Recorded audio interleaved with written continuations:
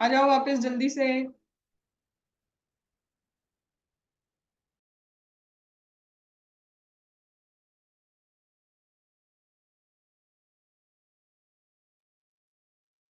चलो चलो चलो, जल्दी आओ जल्दी आओ।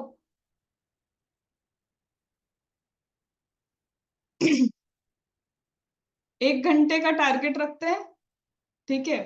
और देखते हैं कि तुमको भी रिवाइज होता है या नहीं। मेरे रिवीजन नहीं है ये रिवीजन तुम्हारा है, ठीक है। You should be able to recall. Aditi चलो जल्दी से। So this revision video is for May 2024। उसके लिए टोटली रेलिवेंट है। पहली ही चीज specifically to the student of the class, revision करते वक्त इसे यूज मत करना। कोशिश यही करना कि जरूरत ही नहीं पड़े। लेकिन जब बहुत टाइम हो जाएगा, लगे कि फिसल रहे अपने दिमाग से कॉन्सेप्ट, एक बार सुन लेना कॉन्सेप्ट रीगैदर करने के लिए।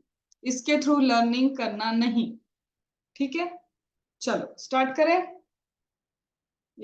चलो let us start with the revision of supply, और जिसमें हमने अपने लिए कस्टमाइज किया है supply as well as types of supply. तो हमने कहाँ से स्टार्टिंग की थी? हमने स्टार्टिंग की थी कि मैम सबसे पहले हमें कोई चीज सप्लाई है या नहीं है, इसे सोचने के लिए जाना पड़ता है किसके ऊपर? सेक्शन नंबर 7 के ऊपर जाना पड़ता है। सेक्शन नंबर 7 का सब सेक्शन 1 और क्लॉज ए क्या बोलता है? किसी भी तरह का सप्लाई इंक्लूड करेंगे, क्योंकि यहाँ वर्ड लिखा है इंक्लूड। मैंने तुम्हें बताया था अगर वर्ड इंक्लूड लिखा रहे मतलब सिमिलर काइंड ऑफ ट्रांजेक्शन्स भी यहाँ पे इंक्लूड होते हैं। और अगर वर्ड में लिखा रहे इंस्टेड ऑफ इंक्लूड मीन, इसका मतलब पर्टिकुलर जिस चीज के बारे में बात की है उसी के ऊपर ये डेफिनेशन एप्लीकेबल होगी, सिमिलर काइंड ऑफ ऑब्जेक्ट पे नहीं होती है।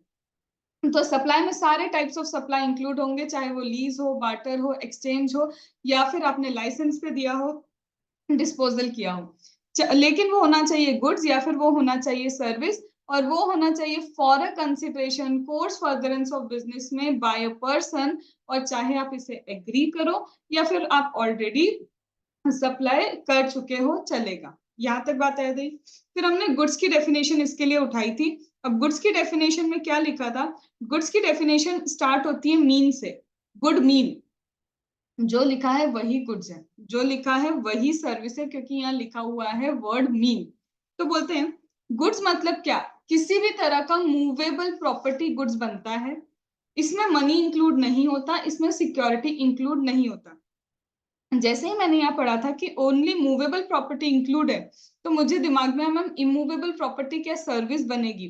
तो मैंने तुमको समझाया था कि अभी तो समझ लो कि इमूवेबल प्रॉपर्टी कवर हो रही है सर्विस की डेफिनेशन में, लेकिन शेड्यूल नंबर 3 भी आगे हम पढ़ेंगे जिसमें क्लियरली लिखा है sale of land, sale of building, neither supply of goods not supply of service. ये बात हमने की थी। तो यहाँ जब हम किस पे आए कि सप्लाई होना चाहिए गुड्स और सर्विस का, तो उसके लिए हम डेफिनेशन पढ़ने जा रहे हैं गुड्स एंड सर्विस की। तो हर तरह का मूवेबल प्रॉपर्टी हमारा गुड्स बनता है, लेकिन मनी एंड सिक्योरिटी गुड्स नहीं होते हैं। या फिर इसके साथ इंक्लूड होता है आपका एक्शनेबल क्लेम। सिक्योरिटी तो है ही नहीं गुड्स, लेकिन सिक्योरिटी में इंक्लूड होता है एक्शनेबल क्लेम। तो बोलते हैं सिक्योरिटी गुड्स नहीं है पर एक्शनेबल क्लेम मेरा गुड्स बनेगा। फिर मेरे दिमाग में आया कि एक्शनेबल क्लेम को गुड्स क्यों बनाया। पहले तो एक्शनेबल क्लेम को गुड्स बनाया ताकि हम बोल पाए ये सप्लाई ऑफ गुड्स है। फिर शेड्यूल नंबर 3 पे हम वापस जाते हैं, और शेड्यूल नंबर 3 में क्या बोला था कि ये जो एक्शनेबल क्लेम का सप्लाई है neither supply of goods not supply of service है, एक्सेप्ट लॉटरी बेटिंग गैमलिंग। क्योंकि बेसिकली वो उसे गुड्स इसलिए बनाए ताकि जो लॉटरी बेटिंग गैमलिंग का ट्रांजेक्शन होता है उस पर ये लोग जीएसटी लगाना चाहते थे। ये बात हमने वहां पे कर ली। फिर इसके अलावा आता है growing crops, grasses attach to a forming part of the land. अब मैम जो क्रॉप्स ग्रो कर रहे हैं ना तो वो मूवेबल हुए ना वो इमूवेबल हुए, तो ऐसे में उन्होंने स्पेसिफिकली बोला कि जो क्रॉप्स ग्रो करते हैं, जो ग्रासेस हैं, जो चीज लैंड का पार्ट बनती है, वो सारी चीजें हम कहाँ मानेंगे? आपके गुड्स की डेफिनेशन, मतलब उसे मूवेबल प्रॉपर्टी मानते हुए चलेंगे। फिर हम आए थे सर्विस की डेफिनेशन पे। तो सर्विस में भी उन्होंने क्या बोला था? एनीथिंग अदर देन गुड्स बोला था मैम। इसका मतलब आपने ये लिख के बताया था गुड्स की जगह अगर मैं मूवेबल लिख दूं तो वही हो गया ना कि anything other than movable is service. तो उससे कंवर हो रही थी मेरी इमूवेबल प्रॉपर्टी। तो हमने क्या बोला था? इमूवेबल प्रॉपर्टी मैम सर्विस नहीं है। क्यों नहीं है? क्योंकि मेरा शेड्यूल नंबर 3 क्या बोलता है? Sale of land, sale of building, neither supply of goods not supply of service. फिर मैंने तुमको पढ़ते पढ़ते एक चीज समझाई थी, sale of land, land and building एक अलग चीज है। Land and building is part of immovable property. Land and building क्या है? इमूवेबल प्रॉपर्टी का पार्ट है। इमूवेबल प्रॉपर्टी में बड़े बड़े पाइपलाइंस भी हो सकते हैं, बड़े बड़े टैंक हो सकते हैं, बड़े बड़े टावर भी हो सकते हैं। उनको यहीं पे कवर की, उनको कहाँ पे कवर किया? Anything forming part of the land और अटैच टू लैंड, उनको गुड्स में लेके चले गए। और बाकी चीजों का स्पेसिफिकली बोला है, लैंड और बिल्डिंग को हमने क्या कर दिया? Neither supply of goods not supply of service में लेके गए थे। इसके अलावा सर्विस की डेफिनेशन में मनी, अगर आप मनी का कन्वर्जन करते हो और उसके लिए कुछ भी चार्ज करते हो तो वो तो मैम हमने बोला था कि वो सर्विस बनेगा। तो यहाँ पे हमने डेफिनेशन गुड्स एंड सर्विस की कवर की। फिर डेफिनेशन आती है कंसिडरेशन की।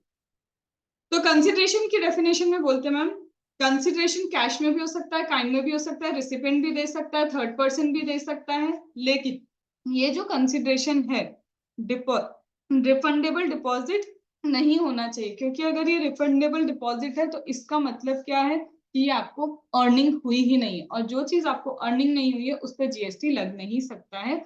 ये चीज हमने वहां पढ़ी थी।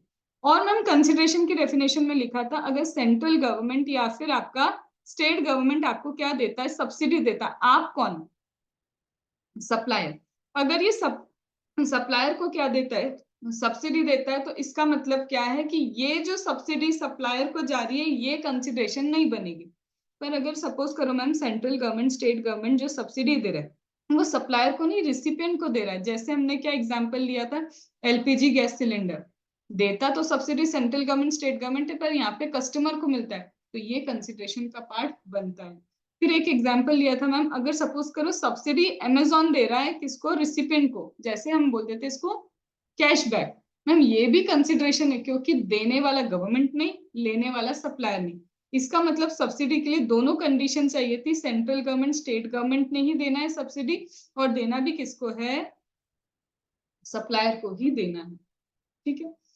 फिर हमने किया था मैम, ये सप्लाई पर्सन करेगा, तो पर्सन को मैंने बहुत फोकस किया था कि पर्सन एक रजिस्टर्ड पर्सन भी हो सकता है, पर्सन एक अनरजिस्टर्ड पर्सन भी हो सकता है, पर्सन एक टैक्सेबल पर्सन भी हो सकता है। जो ऑलरेडी रजिस्टर्ड है उसे रजिस्टर्ड पर्सन बोलते हैं, जो अनरजिस्टर्ड है उसे अनरजिस्टर्ड बोलते हैं। टैक्सेबल मतलब या तो ऑलरेडी रजिस्टर हो गया या फिर लाइबल टू गेट रजिस्टर्ड है। तो जो पर्सन का थ्रेशोल्ड लिमिट क्रॉस हो गया, अब उसकी लाइबिलिटी है कि वो रजिस्टर हो जाना चाहिए विद इन 30 डेज। समझाया था कि जैसे ही आपका लिमिट क्रॉस होता है, थ्रेशोल्ड लिमिट क्रॉस होता है, आप लाइबल हो कि आपको रजिस्ट्रेशन लेना है, तो वो रजिस्ट्रेशन आपको कितने दिन में लेना होता है? वो रजिस्ट्रेशन आपको 30 डेज के अंदर ले लेना चाहिए। इसलिए उसको बोलते हैं टैक्सेबल पर्सन, क्योंकि अभी तक वो रजिस्टर हुआ नहीं है तो उसको रजिस्टर्ड पर्सन बोल नहीं सकते। तो यहाँ पे हर तरह के पर्सन को क्या किया इंक्लूड, कि ये कोई भी पर्सन बस क्या कर रहा है? सप्लाई कर रहा है, तो वो सप्लाई है। ये होना चाहिए ma'am course furtherance of business में। अब कोर्स फर्दरेंस ऑफ बिजनेस की डेफिनेशन में हमने क्या किया था? कोर्स फर्दरेंस ऑफ बिजनेस की डेफिनेशन में स्पेसिफिकली हमने बोला था कि चाहे आप पेक्यूनरी बेनिफिट आपको होता है या फिर आपको पेक्यूनरी बेनिफिट नहीं होता है, वो भी क्या है? आपका बिजनेस है। चाहे आप ट्रेड करते हो, कॉमर्स करते हो, मैन्युफैक्चर करते हो, वोकेशन है, प्रोफेशन है, सब कुछ आपका बिजनेस ही है। इसका एंसिलरी एक्टिविटी, इसकी इंसिडेंशियल एक्टिविटी, वो भी आपका बिजनेस है। वॉल्यूम है, वॉल्यूम नहीं है, नेचर क्या है, फर्क नहीं पड़ता, ये सब आपका क्या है? बिजनेस है। फिर इसके बाद हमने किया था मैम, अगर हम कैपिटल गुड्स एक्वायर करते हैं या फिर गुड्स एक्वायर करते हैं for the purpose of commencement of business या फिर at the time of closure of business, ये भी क्या है? कोर्स फर्दरेंस ऑफ बिजनेस का ही पार्ट बनता है। फिर हमने किया था मैम, किसी प्रीमाइस में एंटर करवाना है, तो किसी प्रीमाइसेस में एंटर करवाने के लिए अगर आप किसी से कुछ चार्ज करते हो एडमिशन फीस, वो भी आपका बिजनेस है। अगर अपने ही क्लब के मेंबर्स को आप कोई फैसिलिटी बेनिफिट प्रोवाइड करते हो, उसके लिए सब्सक्रिप्शन चार्ज करते हो, ये भी आपका बिजनेस है। मैम किसी प्रोफेशन या किसी बिजनेस के कारण आप कोई ऑफिस होल्ड करते हो, बीइंग अ चार्टर्ड अकाउंटेंट आपको कोई डायरेक्टर बना दिया, या फिर आपका कोई अच्छा बिजनेस चल रहा है उसके लिए आपको कहीं पे चेयरपर्सन बना दिया, तो इसका मतलब भी क्या है? कि ये कोर्स फर्दरेंस ऑफ बिजनेस है। फिर इसके बाद रेस क्लब, टोटल सेटर, या फिर सेंट्रल गवर्नमेंट कोई भी एक्टिविटी करे, वो बिजनेस है। ये हमने क्या किया? अभी clause double A he cover किया। लेकिन फिर क्लॉज डबल ए कवर करते करते मैंने कुछ चीजें और बताई थी कि गुड्स की डेफिनेशन में क्या क्या चीजों को नहीं लोगे। मैं मनी ऑन सिक्योरिटी तो डेफिनेशन से ही बाहर हो जाता है। फिर कौन सी चीजें जो है तो सही गुड्स, लेकिन उस पर जीएसटी फिर भी नहीं लगता, क्योंकि उसको क्या करके रखा है? डेफर। याद है? तो डेफर करके रखा है मैम किस किस को, पेट्रोल एचपी मैन हम इसका लिखते थे, क्या लिखते थे, HP man, H for high speed diesel oil, P for petroleum and crude, M for motor spirit, A for aviation turbine fuel और N for what, natural gas. ये सारी चीजों पे अभी जीएसटी नहीं लगेगा क्योंकि जीएसटी काउंसिल ने डिसाइड नहीं किया है। आगे जाके इस पे क्या लगेगा, जीएसटी लगना स्टार्ट हो सकता है अगर जीएसटी काउंसिल क्या करता है, इसको डिसाइड करता है तो। ठीक है, फिर इसके बाद क्या आता है मैम, कुछ चीजें तो डेफिनेशन से बाहर थी, मनी एंड सिक्योरिटी, कुछ चीजों को डेफर करके रखा है और कुछ चीजें ऐसी हैं जो जीएसटी की दुनिया से ही बाहर है। और एक ही चीज थी, alcoholic liquor for human consumption. इसका मतलब alcoholic liquor for human consumption अगर आप देते हो तो वो सप्लाई ही नहीं है, कुछ भी नहीं है, क्योंकि वो दुनिया से ही बाहर है जीएसटी के। अगर मैम ये इन सब चीजों का आप क्या करते हो ट्रांजेक्शन, तो सप्लाई तो है पर जीएसटी नहीं लगेगा। और अगर मैम मनी सिक्योरिटी का अगर आप सप्लाई करो तो वो गुड्स ही नहीं है, तो अगर गुड्स ही नहीं है तो भी जीएसटी नहीं लगेगा क्योंकि सप्लाई कंसिडर ही नहीं हो सकता, सप्लाई के एलिमेंट्स इसमें कवर नहीं हुए हैं। तो ये हमारा डबल ए का क्या हुआ, कंप्लीशन हुआ। फिर इसके बाद इसको अभी तक हमने पॉज पे रखा है किसी आगे के चैप्टर के लिए, इसलिए डबल ए हमने अभी तक क्या नहीं किया, कवर अप नहीं किया, ये मेगा एग्जाम्शन में कवर होगा। फिर आते हैं हम इसके बाद, मैम जैसे जैसे आप आगे चलते जा रहे थे आपने बताया था 5 एलिमेंट्स चाहिए, गुड्स चाहिए या तो सर्विस चाहिए, कोर्स फर्दरेंस ऑफ बिजनेस चाहिए, कंसिडरेशन चाहिए, बाय पर्सन चाहिए। मैम आगे चल के पता है क्या गायब हो जाएगा, कोर्स फर्दरेंस ऑफ बिजनेस। मतलब अगर आप मैम क्या करते हो, सर्विसेज इंपोर्ट करते हो, अगर आप क्या करते हो मैम, सर्विस को क्या करते हो, इंपोर्ट करते हो, तो सर्विस इंपोर्ट करना भी क्या है, किसी से भी इंपोर्ट करो, बस कंसिडरेशन होना चाहिए, चाहे कोर्स फर्दरेंस ऑफ बिजनेस हो या फिर कोर्स फर्दरेंस ऑफ बिजनेस नहीं हो। याद आया? फिर मैम ये जो इंपोर्ट ऑफ सर्विस आप कर रहे थे विद कंसिडरेशन अगर कर रहे थे, तो मैंने क्या बोला था, पैसा आ गया तो बाकी चीजें भूल जाना, पैसा आया तो किससे तुमने इंपोर्ट किया हमको फर्क नहीं पड़ता, तुम्हारे बिजनेस में तुमने इंपोर्ट किया या तुमने बिजनेस में इंपोर्ट नहीं किया हमको उससे भी फर्क नहीं पड़ता, कंसिडरेशन है तो चाहे कोर्स फर्दरेंस ऑफ बिजनेस हो या कोर्स फर्दरेंस ऑफ बिजनेस नहीं हो। लेकिन मैम इसी को आपने किससे बताया था कंपेयर करके, पैरा 4, किसका पैरा 4, शेड्यूल नंबर 1 का पैरा 4 जो बोलता है इंपोर्ट ऑफ सर्विस के बारे में ही। उसमें आपने क्या किया था कि अगर आप विदाउट कंसिडरेशन इंपोर्ट करते हो तो पहली कंडीशन ये रिलेटेड पर्सन से ही इंपोर्ट होना चाहिए, और सेकंड कंडीशन खुद के ही एस्टेब्लिशमेंट से क्या होना चाहिए, इंपोर्ट होना चाहिए, एक कंडीशन थी। और कंपलसरी दूसरी कंडीशन थी कोर्स फर्दरेंस ऑफ बिजनेस में ही क्या होना चाहिए, इंपोर्ट होना चाहिए। याद आता है?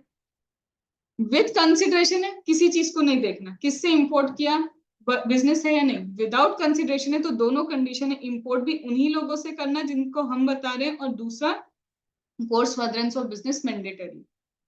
इसी के साथ मैंने एक मेगा एग्जाम्शन भी पढ़ाया था कि भले ही आप कंसिडरेशन के साथ इंपोर्ट कर रहे हो सर्विस, लेकिन अगर आप एक क्या हो, इंडिविजुअल हो जो without course furtherance of business कोई चीज इंपोर्ट करता है, तो उसको क्या दिया था, मेगा एग्जाम्शन दिया था, उसको क्या दिया था, मेगा एग्जाम्शन दे के रखा था। ये चीजें हमने यहाँ पे क्या की थी, पूरी अच्छी तरीके से एनालाइज की थी।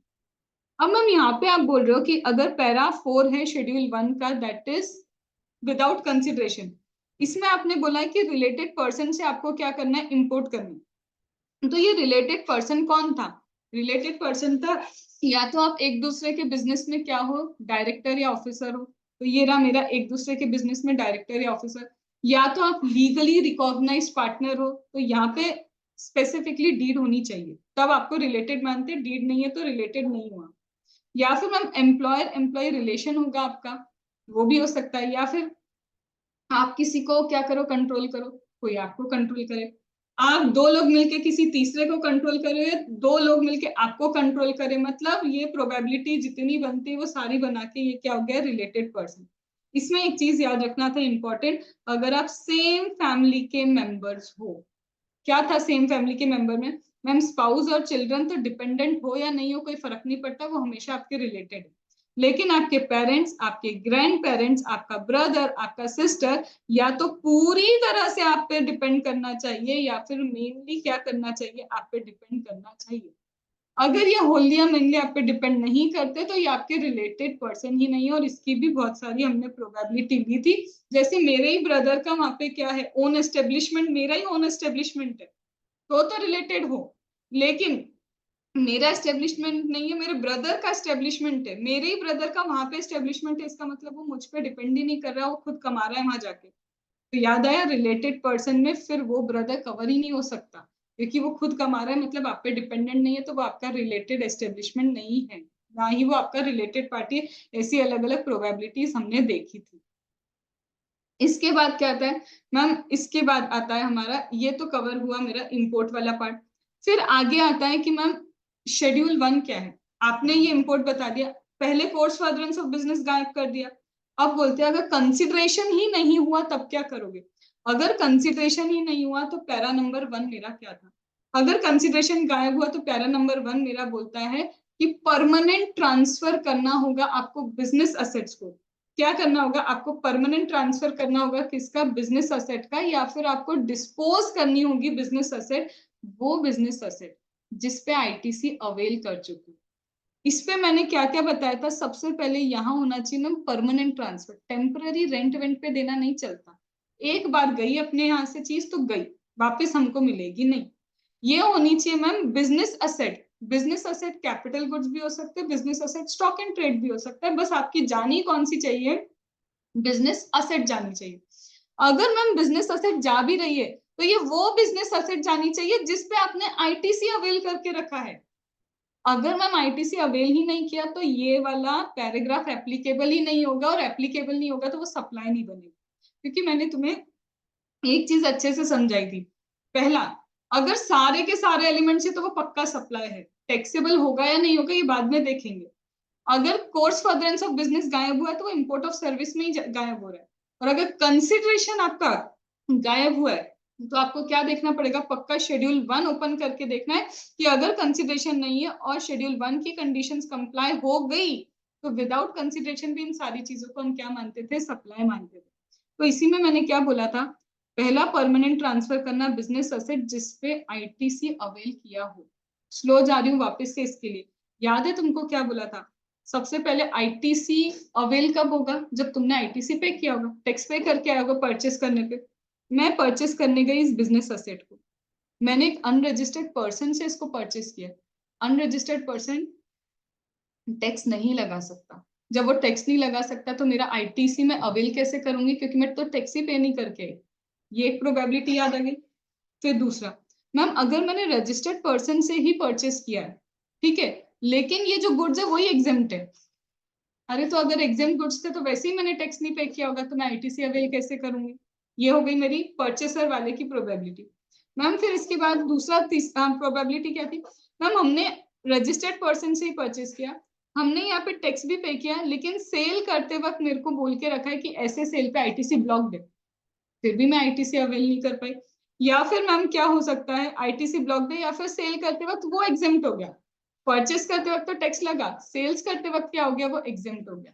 तो इन एनी केस में क्या नहीं कर पा रही, आईटीसी अवेल नहीं कर पा रही। तो जब आपने आईटीसी अवेल ही नहीं किया तो इस असेट पे अगर आईटीसी अवेल नहीं किया तो ये क्या नहीं बन सकता, सप्लाई नहीं बन सकता। आई याद, सारी प्रोबेबिलिटी याद आ गई। इसमें मैम ये भी याद दिलाना था आपको कि सच असेट ही होनी चाहिए। मैम मैं रॉ मटेरियल खरीद के लाया और उस पे मैंने जीएसटी पे किया था, आज वो रॉ मटेरियल फिनिश गुड्स में कन्वर्ट हो चुका है, अब ये सेम प्रोडक्ट नहीं रहे। आपने यहाँ लिखा है सेम असेट पे आईसीटी आईटीसी क्या होना चाहिए था, अवेल होना चाहिए था, तो भी ये क्लॉज एप्लीकेबल नहीं होगा। ठीक है, फिर इसके बाद हम चले थे पैराग्राफ नंबर 2 पे। पैराग्राफ नंबर 2 क्या है, रिलेटेड पर्सन को या तो गुड्स सेल करो या सर्विस सेल करो, या तो गुड्स दो या सर्विस दो, या तो तुम्हारा रिलेटेड पर्सन होना चाहिए या फिर तुम्हारा डिस्टिंक्ट पर्सन होना चाहिए। पर जो भी गुड्स सेल करते हो, सर्विस सेल करते हो, वो कोर्स फर्दरेंस ऑफ बिजनेस में ही होना चाहिए। एक चीज दिमाग में भर लो, रटना मत आगे चल के। क्यों मैम, कंसिडरेशन गायब हो गया, पूरे के पूरे शेड्यूल 1 में ही तो कंसिडरेशन गायब है। ये क्या लग रहा है तुमको, बिजनेस असेट, बिजनेस ही तो जा रहा है, बिजनेस की चीजें जा रही है, बिजनेस है यहाँ पे। यहाँ पे मैम स्पेशली लिखा है बिजनेस होना चाहिए, यहाँ पे प्रिंसिपल एजेंट तो है ही बिजनेस के लिए साथ में। और चौथा यहाँ पे भी लिखा है बिजनेस होना चाहिए, मतलब एक चीज बोलो शेड्यूल 1 में बिजनेस चाहिए, क्योंकि कंसिडरेशन गायब हो गया, तो अलग अलग जगह रटने की जरूरत नहीं है। ठीक है मैम, अगर हम क्या करते हैं, हमारे रिलेटेड पर्सन को गुड्स देते हैं या फिर क्या देते हैं, सर्विस देते हैं, तो इसमें अगर मैंने कोर्स फर्दरेंस ऑफ बिजनेस में दिया है तो ये सप्लाई है। आपने रिलेटेड पर्सन की एक बात बताई थी कि एम्प्लॉयर एम्प्लॉय भी रिलेटेड पर्सन होते हैं। अगर मेरा एम्प्लॉयर अपने एम्प्लॉय को 50,000 तक का गिफ्ट देता है फाइनेंशियल ईयर में, ओवरऑल फाइनेंशियल ईयर में अगर उसने 50,000 तक का गिफ्ट एम्प्लॉयर ने एम्प्लॉय को दिया है, तो ये क्या है, ये इसको सप्लाई नहीं मानते, छोड़ देते कि चलेगा।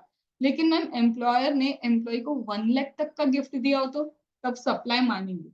मतलब छूट कितने तक है, सिर्फ 50,000 तक की। 50 से ऊपर गए, खत्म हो गई बात, अब ये सप्लाई बनेगा। मैम उल्टा करें, क्या उल्टा करें,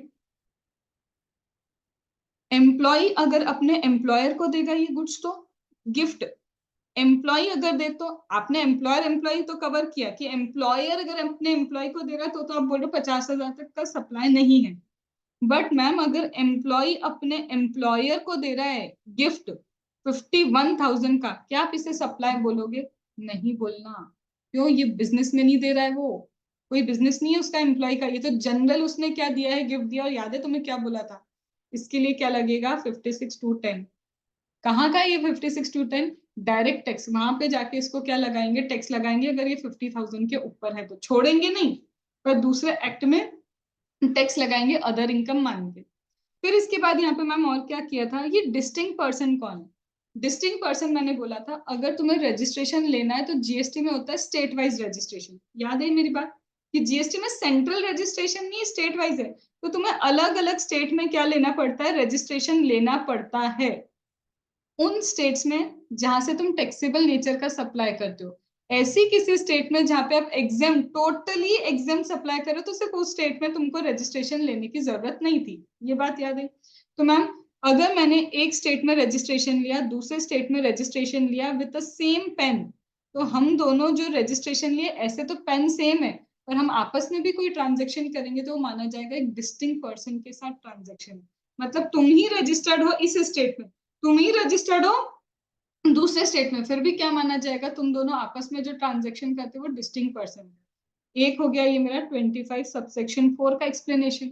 ऐसा ही मैं एक दिया डिस्टिंक्ट पर्सन 25 सबसेक्शन 5, वो क्या है, वो बोलता है देखो अगर तुम्हारा एक एस्टेब्लिशमेंट रजिस्टर्ड है और सपोज करो दूसरा एस्टेब्लिशमेंट लिखा है बस, मतलब वो रजिस्टर्ड नहीं है, एक एस्टेब्लिशमेंट रजिस्टर्ड है दूसरा एस्टेब्लिशमेंट है, क्यों हो सकता है, वहां से सिर्फ और सिर्फ एग्जाम्प्ट नेचर का सप्लाई चल रहा है, तो हो सकता है मुझे वहां पे क्या नहीं करना पड़ा हो, रजिस्ट्रेशन लेना ही नहीं पड़ा। तो ये जो आपस में यहाँ पे ट्रांजेक्शन कर रहे हैं ये भी क्या माना जाएगा, डिस्टिंक्ट पर्सन का ट्रांजेक्शन। याद आ गया। एक चीज और थी मैम कि सेम स्टेट के अंदर आपके पास ऑप्शन है, अगर आपका क्या है मल्टीपल बिजनेस है तो मल्टीपल बिजनेस के केस में आप सेम स्टेट में अलग अलग रजिस्ट्रेशन ले सकते हो। इसका मल्टीपल बिजनेस का मतलब क्या था, एक जगह सपोज मैम आप क्या कर रहे हो, वेजिटेबल सेल करने का काम कर रहे हो और दूसरी जगह आप क्या कर रहे हो, कॉस्मेटिक, दोनों का कितना अलग नेचर है। तो आप चाहो तो एक ही स्टेट में अलग अलग रजिस्ट्रेशन ले सकते हो, इनमें भी आपस में कोई ट्रांजेक्शन होगा तो उसको क्या बोलोगे, डिस्टिंक्ट पर्सन। बस याद रखना ये ऑप्शन मैम मल्टीपल बिजनेस के लिए है, अगर आपका मल्टीपल बिजनेस नहीं है तो आपको सेम स्टेट में एक ही रजिस्ट्रेशन मिलता है। डन हो गया।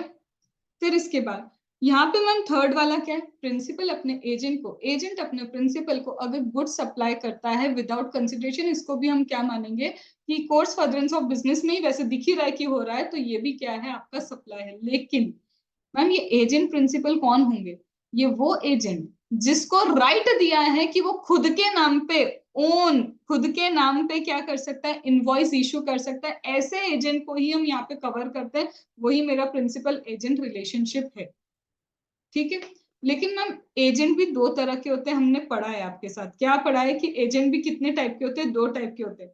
तो वो दो टाइप के एजेंट कौन होते हैं, एक तो नॉर्मल एजेंट होता है और एक मेरा क्या होता है, डेल क्रेडर एजेंट।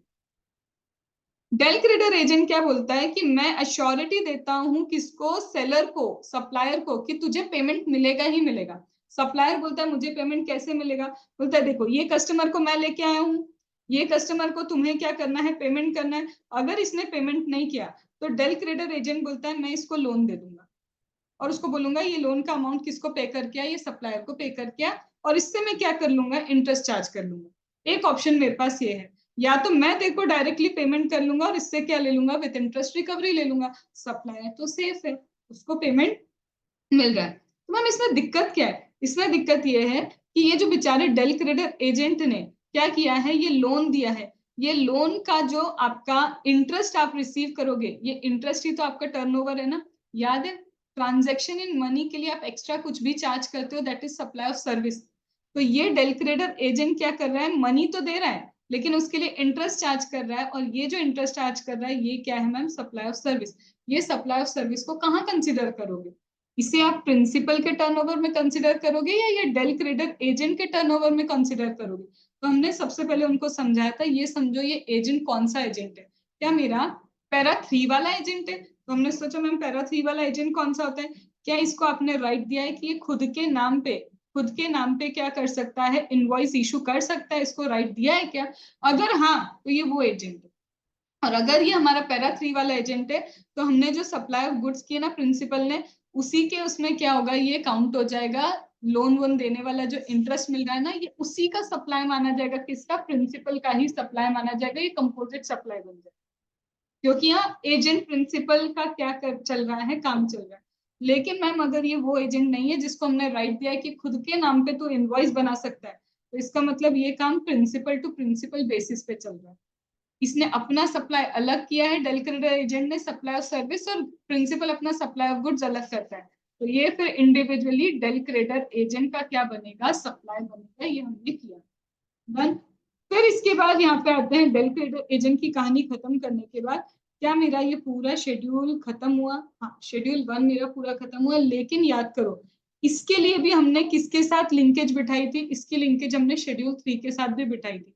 क्या है वो मैम शेड्यूल 3, शेड्यूल 3 बोलता है देखो, neither supply of goods not supply of service, कुछ चीजें ना तो सप्लाई ऑफ गुड्स बनेंगी, कुछ चीजें ना तो सप्लाई ऑफ सर्विस बनेंगी, मतलब सारे एलिमेंट्स हैं, हाँ सारे एलिमेंट्स हैं, फिर भी हम तुम्हें आगे होके रोक रहे हैं और ये चीज बोल रहे हैं this is neither supply of goods not supply of service.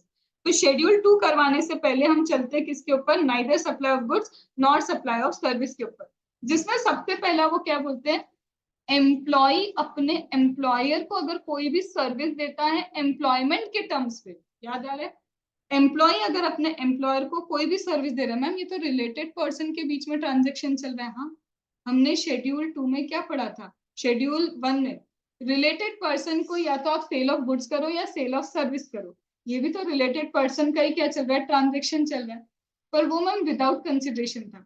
यहाँ पे एम्प्लॉय अगर अपने एम्प्लॉयर को एम्प्लॉयमेंट के टर्म्स में कुछ भी दे रहा है तो उसको नाइदर सप्लाई ऑफ गुड्स और not supply of service consider किया गया है। अब यहाँ पे मैम आपने एक चीज बताई थी, एम्प्लॉय अगर क्या देता है, एम्प्लॉयर को सर्विस देता है तो neither supply of goods not supply of service है, अगर ये एम्प्लॉयमेंट में है तो। और यही एम्प्लॉय अगर अपने एम्प्लॉयर को सर्विस देगा लेकिन ये एम्प्लॉयमेंट वाली नहीं है, तो मत बोलना neither supply of goods not supply of service, ठीक है मधुर, तब नहीं बोलना neither supply of goods not supply of service, सब तो ये पक्का सप्लाई है। लेकिन यही चीज मैम एम्प्लॉय अपने एम्प्लॉयर को, एम्प्लॉयमेंट नहीं है, that is not employment, without employment क्या कर रहा है, कुछ सप्लाई कर रहा है और विदाउट कंसिडरेशन सप्लाई कर रहा है, तो शेड्यूल 1 बोलेगा कि ये सप्लाई है। अगर कंसिडरेशन होगा तो ऐसे भी सप्लाई बन जाएगा, और कंसिडरेशन नहीं होगा तो शेड्यूल 1 याद है क्या बोलता है कि ये सप्लाई है। याद आ रही है चीजें, ध्यान आ रहा है, ठीक है। इसके बाद मैम एक चीज और थी, क्या थी मैम, हम तो डायरेक्टर की बात समझते हैं, मैम आपका इंडिपेंडेंट डायरेक्टर है, अगर इंडिपेंडेंट डायरेक्टर एम्प्लॉयर को सर्विसेज दे रहा है तो क्या आप बोलोगे neither supply of goods not supply of service, नहीं, क्योंकि यहाँ पे एम्प्लॉय इंडिपेंडेंट डायरेक्टर एम्प्लॉय नहीं होता है। इंडिपेंडेंट डायरेक्टर सेक्शन 149 सबसेक्शन 6 जो लॉ में देके रखा है क्राइटेरिया फॉर इंडिपेंडेंट डायरेक्टर, वो क्या बोलता है कि इंडिपेंडेंट डायरेक्टर मेरा एम्प्लॉय नहीं हो सकता है, it can not be employ. तो मैम यहाँ एम्प्लॉयर एम्प्लॉय रिलेशनशिप पिट गया है, यहाँ पे एम्प्लॉयर एम्प्लॉय रिलेशन नहीं है, तो वो प्रॉपर सप्लाई है।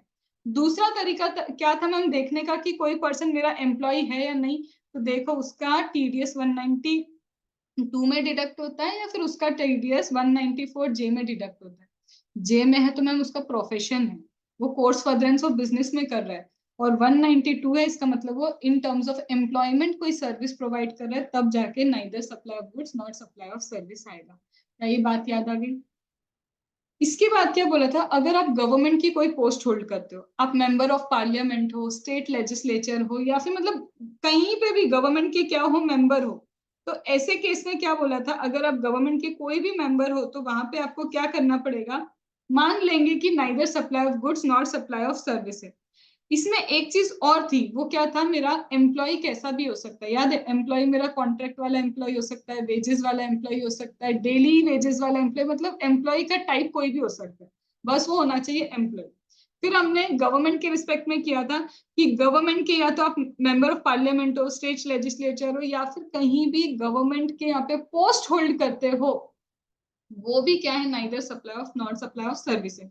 लेकिन याद करो, यहाँ पे गवर्नमेंट के रिस्पेक्ट में एक चीज और बोली थी, अगर कोई सेंट्रल गवर्नमेंट स्टेट गवर्नमेंट का एस्टेब्लिशमेंट है, याद है, सेंट्रल गवर्नमेंट स्टेट गवर्नमेंट का एस्टेब्लिशमेंट है, अगर आप वहां पे क्या हो, डायरेक्टर हो, वो भी neither supply of goods not supply of service है। तो हमने क्रक्स क्या निकाला था, अगर गवर्नमेंट के यहाँ पे आप चाहे डायरेक्टर हो या एम्प्लॉय हो, neither supply of goods not supply of service है। लेकिन अगर अदर देन गवर्नमेंट के आप एम्प्लॉय हो, तो दो neither supply of goods not supply of service है इन टर्म्स ऑफ एम्प्लॉयमेंट वाला। लेकिन अगर अदर देन गवर्नमेंट में आप एम्प्लॉय नहीं हो, डायरेक्टर हो, तो पक्का पक्का ये क्या बनेगा, सप्लाई बनेगा। याद आती है वो बात।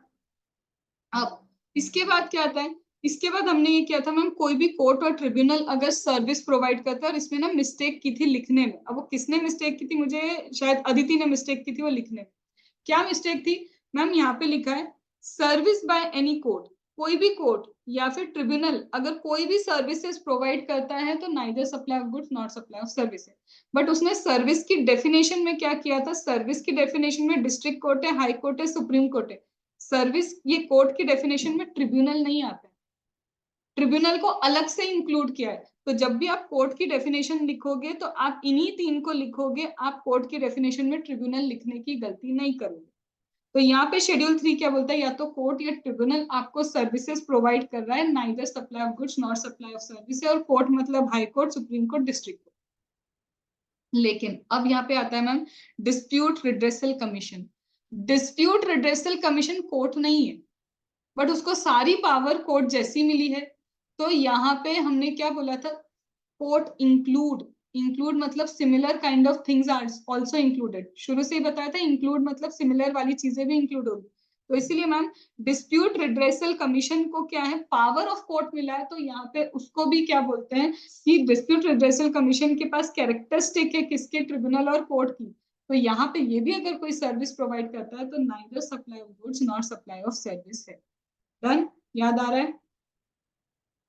फिर इसके बाद में हम क्या आता है, जिंदगी से अगर रूठ गए हो तो जीएसटी वाले भी माफ करते हैं। इसका मतलब फ्यूनरल है, आपका ट्रांसपोर्टेशन ऑफ डिजीज है, तो इधर कोई भी इंसान के जाने के बाद कोई भी सर्विसेज उसके लिए प्रोवाइड की जा रही है, उसके फ्यूनरल वगैरह से related, neither supply of goods not supply of services. फिर आता है ma'am sale of land, sale of land, sale of building, neither supply of goods not supply of service. याद है मैंने बोला था गुड्स की डेफिनेशन मूवेबल इंक्लूड करती है, सर्विस की डेफिनेशन में जाने अनजाने इमूवेबल इंक्लूड हो रहा था। फिर इन्होंने बताया उस इमूवेबल में लैंड और बिल्डिंग को अगर आप सेल करते हो तो neither supply of goods not supply of service, ये शेड्यूल नंबर 3 में बोला। इसका मतलब क्या है, सप्लाई ही नहीं है, sale of land sale of building supply नहीं है, और सप्लाई नहीं है तो जीएसटी भी नहीं लगेगी। लेकिन इसमें एक एक्सेप्शन है जो एक्चुअल में शेड्यूल नंबर 2 का है। वो एक्सेप्शन क्या है शेड्यूल नंबर 2 का, ये बोलता है देखो मैम बनी बनाई लैंड दे दी, बनी बनाई बिल्डिंग दे दी, वो तो sale of land sale of building है जिसको हम neither supply of goods not supply of service बोलते हैं। लेकिन मैम ऐसी लैंड जो बस लैंड है, इसके ऊपर फ्लैट बनने चालू ही हुए थे और कोई आया और इस पे आके क्या करके चला गया, बुकिंग करके चला गया, मतलब पूरा कंसिडरेशन नहीं चाहिए चीजें बनने से पहले, थोड़ा भी कंसिडरेशन अगर मुझे इनके पोजेशन लेने से पहले या फिर completion certificate whichever is earlier, या तो कंप्लीशन सर्टिफिकेट या possession whichever is earlier, इन दोनों से पहले अगर थोड़ा भी कंसिडरेशन मुझे मिल गया है तब ये सप्लाई ऑफ सर्विस बनेगा, क्योंकि अब ये इसने बुक कर दिया और इसके लिए हम कंस्ट्रक्शन करके दे रहे। तो लैंड और बिल्डिंग या इमूवेबल प्रॉपर्टी पे आप कंस्ट्रक्शन करके देते हो तो कंस्ट्रक्शन करना तो सप्लाई ऑफ सर्विस कंसिडर होता है। याद आया। ऐसा तो नहीं मैं ही स्पीड में बोलती जा रही हूँ और तुम स्क्रॉल अपने दिमाग में ही करते जा रहे हो गया हो गया हो गया। ठीक है, चलो। तो this complete what, sale of land, sale of building का पार्ट। फिर इसके बाद एक लास्ट चीज जो हम पता नहीं कितनी बार समझ चुके हैं कि मैम पहले तो गुड्स की डेफिनेशन में सिक्योरिटी को बाहर किया, लेकिन सिक्योरिटी में से एक्शनेबल क्लेम को इंक्लूड किया गुड्स की डेफिनेशन में। फिर शेड्यूल 3 में बताया neither supply of goods not supply of service है actionable claim except its lottery betting gambling, क्योंकि लॉटरी बेटिंग गैम्बलिंग पे वो चाहते थे जीएसटी लगाए और इसका वैल्यूएशन मुझे वैल्यू ऑफ सप्लाई में देके रखा है। दिस कंप्लीट्स माय इंडिया का neither supply of goods not supply of service. अब मैम इंडिया के बाहर भी तो neither supply of goods not supply of service होता है, मतलब कैसे? सबसे पहले मैम आप यहाँ पे इंडिया में आप रजिस्टर्ड पर्सन, आपने फोन किया कहाँ पे, वही पुराना एग्जांपल ले रही हूँ, मैंने यूएस वाले को कॉल किया कि ये गुड्स चाइना पहुंचा दे, तो नॉन टैक्सेबल टेरिटरी से नॉन टैक्सेबल टेरिटरी में गुड्स चले गए, कभी इंडिया में आए क्या वो गुड्स? कभी इंडिया में आए नहीं, और जो चीज इंडिया में आई नहीं, neither supply of goods not supply of service, तो मैंने यहाँ फोन करके पहुंचा दिया। दूसरा, गुड्स आ रहे थे, मतलब समुद्र से गुड्स आ रहे थे, अभी इंडिया पहुंचे ही नहीं, बॉर्डर में आए नहीं इंडिया के, उससे पहले मेरे को फोन आया कि ये वाले गुड्स हमको खरीदने, किसी तीसरे पर्सन को खरीदने, मैंने हाई सी सेल कर दिया, गुड्स कभी इंडिया का पार्ट बने ही नहीं, जो गुड्स इंडिया का पार्ट नहीं बने उसी को मैंने हाई सी सेल कर दिया, neither supply of goods not supply of service. अब तीसरा, गुड्स आ चुके हैं, वेयर हाउस के अंदर है, कस्टम वेयर हाउस के अंदर गुड्स है, लेकिन जब तक कस्टम वेयर हाउस से आप गुड्स को क्लियर नहीं करते ना फॉर होम कंजम्पशन, तब तक वो गुड्स इंडिया का पार्ट नहीं बनते। वेयर हाउस में गुड्स थे, मैंने वहीं की वहीं वेयर हाउस से गुड्स को बेच दिया, कभी भी उनको होम क्लियरेंस के लिए लिया ही नहीं, तो वो इंपोर्टेड गुड्स थे और इंपोर्टेड गुड्स ही रहेगा, क्योंकि इंपोर्टेड गुड्स तब तक इंडिया के गुड्स नहीं बनते जब तक ड्यूटी पे नहीं होती, तो फिर से वो गुड्स इंडिया का पार्ट नहीं बने, neither supply of goods nor supply of service.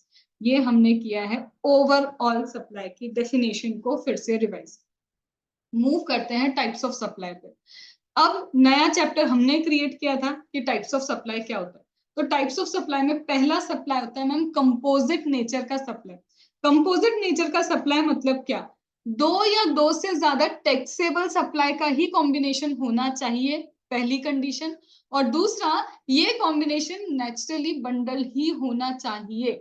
दो चीजें बोलूं, दो या दो से ज्यादा का ही सप्लाई होना चाहिए और टैक्सेबल नेचर ऑफ सप्लाई ही होने चाहिए, और इन दोनों का नेचुरल बंडल होना जरूरी है, ये एंड वाली कंडीशन है। अगर ये दोनों एंड वाली कंडीशन कंप्लाई होती है तो ये कंपोजिट सप्लाई है। तो मैम दो सप्लाईज है, एक सप्लाई पे 18% लगता है, एक पे 28 लगता है, आप क्या बोलोगे, किस पे आप क्या करोगे, कौन सा जीएसटी रेट लगाओगे? तो बोलते हैं प्रिंसिपल नेचर ऑफ सप्लाई ढूंढेंगे और फिर उसके हिसाब से सोचेंगे कि क्या रेट लगना चाहिए इस बंडल पे। फॉर एन एग्जाम्पल, मैम आप फोन खरीदने जाते हो तो चार्जर आता है, चार्जर के लिए फोन नहीं खरीदा जाता है, तो प्रिंसिपल सप्लाई फोन का था, फोन पे लगता है 18%, चार्जर पे सपोज करो 28% लगता है, पर मेरा प्रिंसिपल सप्लाई है फोन का, तो हम फोन पे जो रेट लग रहा होगा वही रेट से क्या करेंगे, पूरे बंडल को टैक्स कर देंगे। याद सिर्फ क्या रखना है मैम, अगर एक टैक्सेबल सप्लाई है और एक एग्जेम्प्ट सप्लाई, तो ये कंपोजिट नहीं बनता है, ये मिक्स सप्लाई में काउंट हो जाता है। मैम दोनों ही एग्जेम्प्ट है, मिक्सड ही रहेगा, क्योंकि कंपोजिट के लिए दोनों का टैक्सेबल सप्लाई होना जरूरी है। मैम दोनों टैक्सेबल है लेकिन नेचुरली बंडल नहीं है, तो भी ये मिक्स सप्लाई में जाएगा, मतलब मेरी कंडीशन क्या है, दोनों टैक्सेबल भी चाहिए और कंपलसरी क्या होना चाहिए, नेचुरल बंडल होना चाहिए, तब जाके ये कंपोजिट बनेगा, और कंपोजिट बनेगा तो जो प्रिंसिपल सप्लाई उसके ऊपर रेट ऑफ टैक्स लगा देना। अंडरस्टूड? देन इसके बाद मैम मिक्स्ड सप्लाई फिर क्या होता है, वही तो बोल रहे हैं, सिर्फ दो सप्लाई का मिक्स, बस दो सप्लाई का मिक्स चाहिए। मैम दो सप्लाई का मिक्स मतलब दोनों टैक्सेबल हो गए लेकिन नेचुरली बंडल नहीं है, तो भी मिक्स बन गया। और मैम नेचुरली बंडल होने के बाद भी एक टैक्सेबल है और एक टैक्सेबल नहीं है, तो भी ये मिक्स्ड हो गया, तो वही सारी प्रोबेबिलिटी तो चल रही है, पर यहाँ पे एंड वाली कंडीशन नहीं है, एंड वाली कंडीशन सिर्फ कंपोजिट में। यहाँ तो या तो दो सप्लाईज आ गए तो भी मिक्स हो गया, मुझे नेचुरली बंडल देखने की जरूरत ही नहीं है, क्योंकि दो सप्लाई, एक टैक्सेबल एक नॉन टैक्सेबल है। मैम दोनों एग्जेम्प्ट है तो भी मिक्स्ड है, दोनों टैक्सेबल है लेकिन नेचुरली बंडल नहीं है, तो भी ये क्या है, मिक्स्ड है। मैम इतना सारा मिक्सचर कैसे होता है? मिक्सचर ऐसे होता है, मैंने एक पैकेट में बोला ये सारे स्टिकी नोट भी जाएंगे, ये कैलकुलेटर भी जाएगा, साथ में बच्चे ढंग से पानी नहीं पीते उसके लिए ग्लास भी दे दिया, बॉटल भी दे दिया, ये कोई कभी पैकेट आता है क्या? नहीं, मैंने तो सारा क्या कर लिया, मिक्सचर निकाल दिया यहाँ पे। अब ये मिक्स के लिए मैम टैक्स कैसे करोगे? तो बोल रहे जो हाईएस्ट रेट होगा ना उस पर टैक्स हो जाएगा। अब इस हाईएस्ट रेट में पता है क्या था, एक वॉच भी थी, ये एग्जेम्प्ट है मैम, एग्जाम्प्ट वाला भी टैक्सेबल हो जाएगा। हाँ, अगर मिक्स सप्लाई है और हाईएस्ट रेट पे कोई चीज टैक्स होती है तो पूरा सप्लाई हाईएस्ट रेट पे टैक्स होगा, तो एक एग्जाम्प्ट नेचर की चीज भी उसके अंदर पिस जाएगी और वो भी टैक्सेबल हो जाएगी। Done, this is your composite and mix supply. फिर इसके बाद हमने टाइप्स ऑफ सप्लाई में किया था इंटर स्टेट सप्लाई क्या होता है और इंट्रा स्टेट सप्लाई क्या होता है, सर्कुलर क्लैरिफिकेशन अभी नहीं ले रहे। इंटर और इंट्रा स्टेट सप्लाई में क्या आता है ma'am, inter state supply normal language में बोला जाता है दो या दो से ज्यादा, दो या दो से ज्यादा स्टेट में आपका क्या जा रहा है, सप्लाई बोलता है, तो ये तो एक नॉर्मल लैंग्वेज है, उसको हम बोलते हैं क्या, इंटर स्टेट सप्लाई। लेकिन जनरली या फिर जीएसटी की लैंग्वेज ऐसी बात नहीं करती। जीएसटी की लैंग्वेज क्या बोलती है, लोकेशन ऑफ सप्लायर ढूंढो और प्लेस ऑफ सप्लाई ढूंढो। अगर लोकेशन ऑफ सप्लायर और place of supply same state है तो वो इंट्रा स्टेट है, और अगर वो सेम स्टेट नहीं है तो वो इंटर स्टेट है। इसका मतलब एग्जाम में मैंने अगर नहीं लिखा location of supplier and place of supply तो मुझे इंटर और इंट्रा स्टेट की डेफिनेशन के मार्क्स नहीं मिलने वाले। ठीक है मैम, इंटर स्टेट में और क्या आता है, inter state includes export also. Inter state मतलब एसईजेड को कुछ दिया या एसईजेड से कुछ लिया, वो भी क्या है, इंटर स्टेट सप्लाई ही है।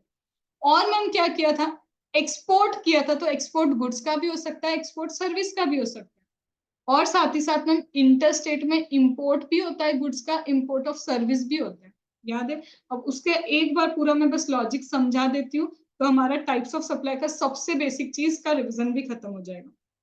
मैम आपने ये समझाया था कि जब इंटर स्टेट सप्लाई होता है तो इंटर स्टेट सप्लाई के लिए सिर्फ दो चीज देखी जाती है, location of supplier and place of supply. ये डिफरेंट प्लेसेस पे होना चाहिए तो ये इंटरस्टेट सप्लाई, ये देखते थे हम इंटरस्टेट सप्लाई में।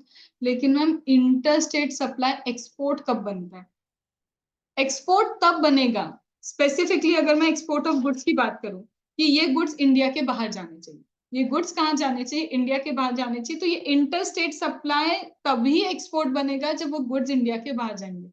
मतलब मैम इंटरस्टेट सप्लाई के लिए सिर्फ ये चेक किया, अगर ये इंटरस्टेट सप्लाई इंडिया में ही दो अलग अलग स्टेट में गए तो सिर्फ इंटरस्टेट ही रहेगा, पर अगर ये गुड्स इंडिया के ही बाहर चले गए तो ये इंटरस्टेट सप्लाई एक्सपोर्ट बन जाता है, एक्सपोर्ट ऑफ गुड्स। डन। अब मैम यही इंटरस्टेट सप्लाई सर्विस का भी तो हो सकता है, तो सर्विस के इंटरस्टेट सप्लाई के लिए भी आप क्या चेक करते हो, सप्लायर की लोकेशन, प्लेस ऑफ सप्लाई। अगर ये दो डिफरेंट स्टेट में है तो कंफर्म ये हो गया इंटरस्टेट। अगर मैम इंडिया इंडिया की दो डिफरेंट स्टेट में तो ये सिर्फ इंटरस्टेट सप्लाई रहेगा। लेकिन मैम अगर ये इंडिया के बाहर जा रहा है तो इसको बोलेंगे एक्सपोर्ट ऑफ सर्विस। तब ये क्या है, अगर सर्विस इंडिया के बाहर चली गई तो इसको एक्सपोर्ट ऑफ सर्विस बोलेंगे। लेकिन मैम एक्सपोर्ट ऑफ सर्विस के लिए इतनी कंडीशन नहीं है, कंडीशन क्या थी, सप्लायर का होना चाहिए इंडिया में, रेसिपिएंट का होना चाहिए इंडिया के बाहर, प्लेस ऑफ सप्लाई का होना चाहिए इंडिया के बाहर, और तुमको यहाँ पे क्या चाहिए, चाहे इंडियन करेंसी हो या फॉरेन करेंसी हो, पेमेंट भी मिलना चाहिए। और साथ में था तुम लोग सिर्फ एक डिस्टिंक्ट पर्सन नहीं होना चाहिए। ये सारी कंडीशन कंप्लाई होगी तब बोलोगे कि interstate supply export of service बनती है, याद आ रहा है। तो इसमें हमने क्या किए थे, कुछ कुछ वो देखे थे, प्रोबेबिलिटीज देखे थे। तो क्या देखा था उन प्रोबेबिलिटी में, कहाँ लिखिए देखो। सबसे पहले मैम हमको पता करना पड़ता है सप्लायर का है, तो हमने कहा मैम सप्लायर इंडिया में, डन, मेरा एक्सपोर्ट का पहला कंडीशन कंप्लाई हुआ कि मेरा क्या है, सप्लायर इंडिया में है। लेकिन मैम रिसिपिएंट बोला था कि इंडिया के बाहर होना चाहिए, मेरे कंडीशन में रिसिपिएंट इंडिया के बाहर दुबई में बैठा है। दुबई से उसने कॉल किया कि मुझे एक सर्विस चाहिए, कौन सी सर्विस, मेरी इमूवेबल प्रॉपर्टी बना के दो, बना के देना इज सप्लाई ऑफ सर्विस, याद है ना। तो उसने मुझे फोन किया दुबई से, क्या मेरा रिसिपिएंट आउटसाइड इंडिया है, यस मैम। मैम हमने ये भी समझा था रिसिपिएंट कौन होता है, रिसिपिएंट बोलता है जो कंसिडरेशन पे करता है, और अगर नो कंसिडरेशन है तो रिसिपिएंट वो होता है जिसको सर्विस दी जा रही है, याद आया। तो रिसिपिएंट या तो कंसिडरेशन देने वाला पर्सन होता है या वो होता है जिसको कंसिडरेशन नहीं दे रहा पर जिसको सर्विस या गुड्स जा रहे हैं। तो मैम रिसिपिएंट ने कॉल किया, उसने बोला देखो इंडिया में ही बनाना है गुड्स, मतलब प्लेस ऑफ सप्लाई कहाँ है, इंडिया में ही पहुंच गया। तो मेरी कंडीशन तो क्या थी एक्सपोर्ट ऑफ सर्विस के लिए, सप्लायर इंडिया में चाहिए था, रिसिपिएंट बाहर चाहिए था, प्लेस ऑफ सप्लाई भी बाहर चाहिए थी, पर यहाँ पे प्लेस ऑफ सप्लाई आ गई इंडिया। तो मैम ये इंटर स्टेट तो बना, नो डाउट, इंटर स्टेट तो बन सकता है, क्यों? क्योंकि इंडिया में हो रहा है, और हो सकता है ये दोनों डिफरेंट स्टेट्स में हो, तो इंटर स्टेट तो बन सकता है। पर ये बेचारा क्या नहीं बन पाया, एक्सपोर्ट नहीं बन पाया। बट मैम अगर यही सारी कंडीशन होती है और वो बोलता है दुबई में बना के दो, तो अब रिसिपिएंट भी बाहर, प्लेस ऑफ सप्लाई भी बाहर, और हमें पेमेंट मिल गया, क्योंकि पेमेंट मिलना जरूरी था, पेमेंट मिल गया, और ये दोनों डिस्टिंक्ट पर्सन भी नहीं है, तो ये एक्सपोर्ट ऑफ सर्विस बनेगा। लेकिन मैम अगर पेमेंट नहीं मिला तो भी एक्सपोर्ट ऑफ सर्विस नहीं बन सकता, और मैम पेमेंट मिल गया लेकिन ये दोनों डिस्टिंक्ट पर्सन है, तो भी एक्सपोर्ट नहीं बन सकता। याद आ रहा है? इसका मतलब पता है क्या है? हर एक इंटर स्टेट सप्लाई एक्सपोर्ट नहीं बन सकता, एक्सपोर्ट ऑफ सर्विस नहीं बन सकता जब तक पूरी एक्सपोर्ट ऑफ सर्विस की कंडीशन फुलफिल नहीं होती है।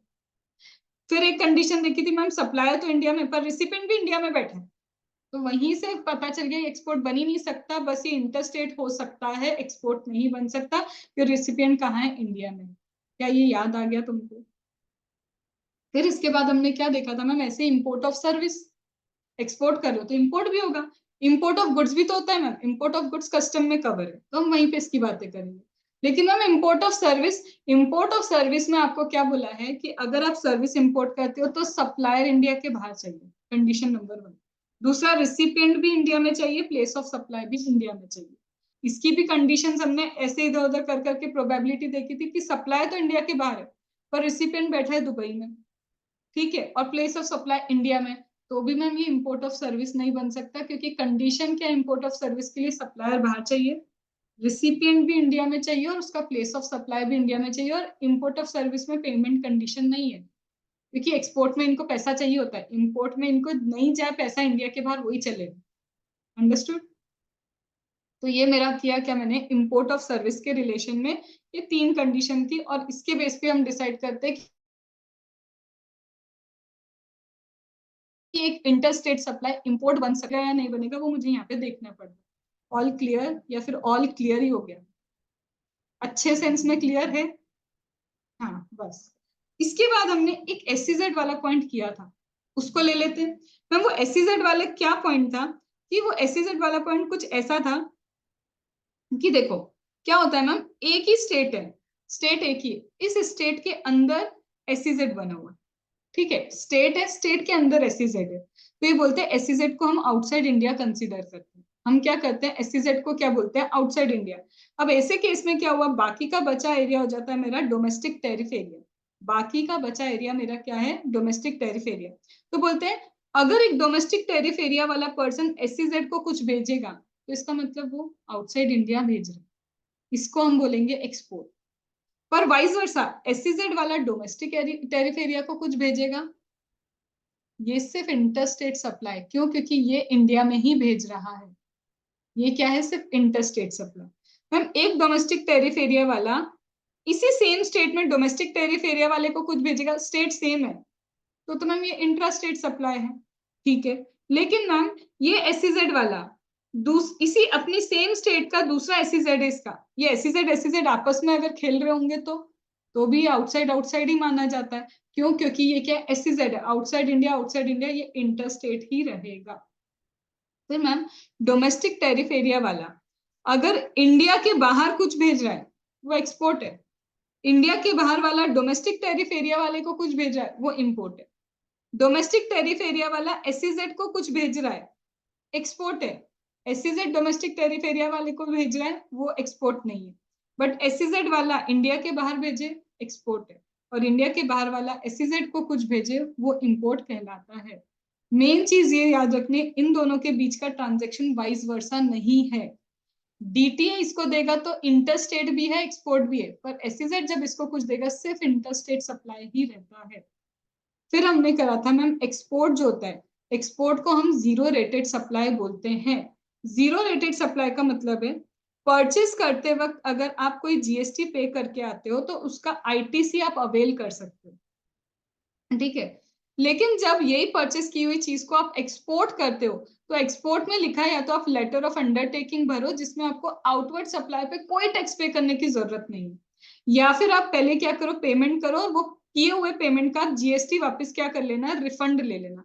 मतलब मैम यहाँ ये बोल रहे हैं कि या तो यहाँ पे पेमेंट मत करो तो भी यहाँ पे टैक्स नहीं गया, और यहाँ पे सिर्फ एक्सपोर्ट के केस में उन्होंने बोला है कि जो आपका आईटीसी इकट्ठा होता जाएगा ना, क्यों इकट्ठा हो रहा है, क्योंकि आगे जाके आपको टैक्स लाइबिलिटी आ नहीं रही, टैक्स लाइबिलिटी नहीं आ रही तो आईटीसी आप यूटिलाइज नहीं कर सकते, तो बोलते हैं ये आईटीसी को हम एक्सपोर्ट के केस में, सिर्फ एक्सपोर्ट के केस में क्या कर देंगे, रिफंड कर देंगे।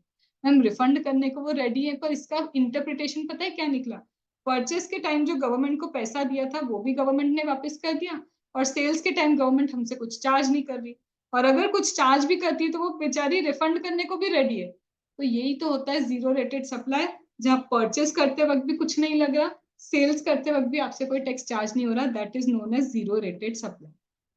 फिर हमने ये भी चीज सीखी थी कि सिर्फ एक जीरो रेटेड सप्लाई है जहाँ पे आईटीसी को आप रिफंड ले सकते हो, आईटीसी कभी रिफंड नहीं होता है, उसको सिर्फ यूटिलाइज करना पड़ता है। लेकिन सिर्फ जीरो रेटेड सप्लाई एक ऐसा लौता चीज है जिसमें रिफंड करते हैं। और एक और क्या है हमारा, इन्वर्टेड ड्यूटी स्ट्रक्चर, जिसका मतलब ये है कि परचेस करते वक्त मैम ज्यादा रेट पे जीएसटी पे किया, अब वो ज्यादा रेट कुछ भी हो सकता है, और सेल्स करते वक्त मामूली जीएसटी पे करते जा रहे छोटा मोटा, तो मैम आईटीसी इतना इकट्ठा हो रहा है, यूज करने को इतना सा मिल रहा है, तो आईटीसी हम कैसे पूरा खत्म करेंगे, कर ही नहीं सकते। तो वो इन्वर्टेड ड्यूटी स्ट्रक्चर में भी क्या बोलते हैं, हम इसको आपको क्या करके दे देंगे, रिफंड करके दे देंगे। इसके साथ हमने एग्जेम्प्ट और जीरो रेटेड सप्लाई का भी डिफरेंस देखा था। और एग्जेम्प्ट और जीरो रेटेड सप्लाई ये बोलता है, एग्जेम्प्ट सप्लाई मतलब क्या, या तो निल रेटेड है या नॉन टैक्सेबल है, और जीरो रेटेड मतलब या तो आप एक्सपोर्ट करते हो या एसईजेड को कुछ देते हो। एसईजेड तुमको दे रहा है तो मैंने बताया था वो सिर्फ इंटरस्टेट बनता है, आप एसईजेड को कुछ दे रहे हो। एग्जेम्प्ट में रिवर्स चार्ज वाला सप्लाई भी काउंट होता है, ट्रांजेक्शन ऑफ सिक्योरिटी भी काउंट होता है, sale of land, sale of building भी एग्जेम्प्ट ही माना जाता है। लेकिन जीरो रेटेड सप्लाई को टैक्सेबल सप्लाई मानते हैं, उसको एग्जेम्प्ट सप्लाई नहीं मानते। जीएसटी का लॉ ये बोलता है कि अगर आप आउटवर्ड सप्लाई पे टैक्स पे कर रहे हो तो ही आईटीसी यूटिलाइज कर सकते हो। तो एग्जेम्प्ट के केस में क्या हो रहा है, एग्जेम्प्ट के केस में परचेस करते वक्त तो मैंने जीएसटी पे किया, सेल्स करते वक्त मेरे को जीएसटी पे करने को इसलिए मना कर दिया क्योंकि वो एग्जेम्प्ट है, तो मैं आईटीसी यूटिलाइज ही नहीं कर पा रही, तो बोलते हैं उस आईटीसी को क्या करना पड़ेगा, रिवर्स करना पड़ेगा।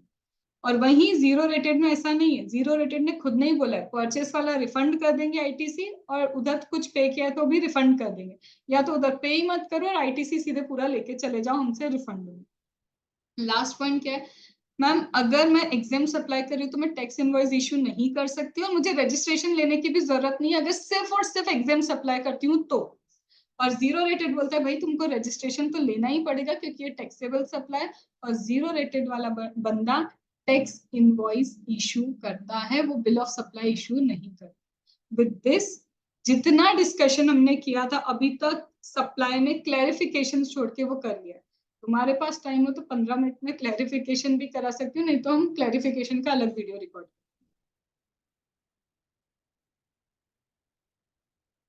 आई होप हेल्पफुल रहा होगा और पता इतना चला होगा कि 1 घंटे में रिकॉल होता है। अगर रटा हुआ हो ना अच्छे से समझ के तो रिकॉल करो, और बिना देखे रिकॉल करो, ठीक है। चलो।